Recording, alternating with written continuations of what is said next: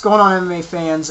Real quick, a response video to Humble King 718. He wanted me to talk about should UFC fights be free, not only on Spike but on the UFC website. And I know a lot of people get upset with the UFC because you don't get to see as many fights as like maybe what you used to get to see with a Pride pay-per-view. You have to see a lot more fights with a Pride pay-per-view for a matter of fact. I mean, if you ever ordered a Pride pay-per-view, I mean, you know that. And unfortunately with the UFC, you sometimes get 4 or 5 fights compared to sometimes with Pride 7 or 8 fights. Which, you know, really is kind of a letdown. But I think really some aspects of putting, you know, events free on Spike at this point of MMA and its continued growth, and even free fights on a website, draws in an audience, draws in, you know, potential future fans of MMA. The thing that disturbs me a lot of times, though, and really what you still see happen with the UFC, is that there's this misconception, and it's still, you know, pushed that UFC is MMA. Ultimate Fighting is MMA, when really Ultimate Fighting is not MMA. MMA is MMA. That's the only thing that I have, you know, against the way sometimes the free events are marketed and the free fights on the UFC website are marketed. But I think you need that. I think you need free things to it's that little taste before the main course. You know, you had that little appetizer, and you're like, wow, that was great. What is the rest of it like? And then you spend your money. That's what you need. You need to be able to draw fans in. You need to be able to give them a little taste of what is MMA all about. And when they get to see it and they see the broad horizons when they watch a full event, then they say, well, that was pretty cool, even though, you know, it's not as, you know, to a newer fan, the ground game may not be as interesting, but, you know, they may say, that, you know, it wasn't as cool as the knockout, but that's pretty neat how they do that. I need to check that out.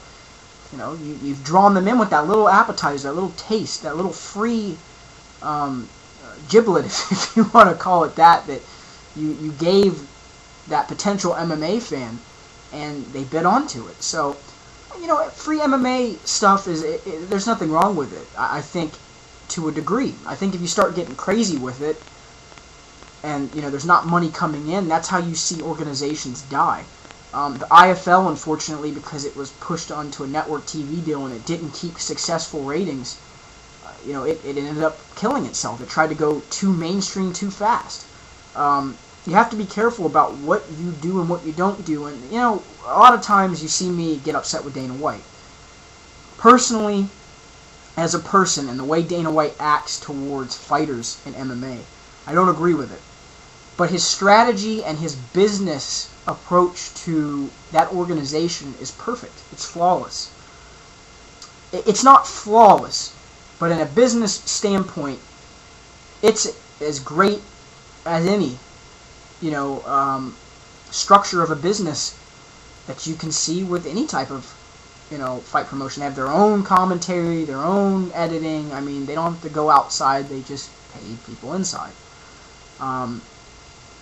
You know, that they keep tight-knit on their product, which is something that has made them survive.